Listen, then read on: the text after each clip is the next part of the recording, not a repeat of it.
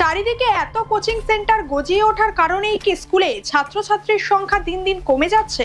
বিগত কয়েক বছরে বাংলা তথা সারা দেশ জুড়ে কয়েক প্রজন্ম ধরে স্কুল স্তরের পড়াশোনার সঙ্গে আষ্টে পৃষ্ঠে জড়িয়ে গিয়েছে প্রাইভেট কোচিং সেন্টারগুলি।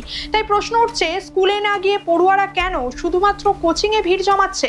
সারা দেশ জুড়ে কোচিং সেন্টার থেকে কেন্দ্রের জিএসটি আয় 5,500 কোটি টাকা। আর গোটা দেশ জুড়ে পড়ুয়া এবং তাদের অভিভাবকদের কোচিং সেন্টারের মোহ থেকে কিভাবে বের করে আনা যায় সেই উদ্দেশ্যেই এবার গঠন করা হয়েছে একটি হাই পাওয়ার্ড কমিটি। এর ফলে শিক্ষক ও বিশেষজ্ঞ মহলে এই নিয়ে শুরু হয়েছে বিতর্কের সৃষ্টি। এর মধ্যে এক পক্ষের মতে, স্কুলের প্রতি পড়ুয়াদের আকর্ষণ যদি ফিরিয়ে আনা যায় তাহলেই কোচিং নির্ভরতা কমবে।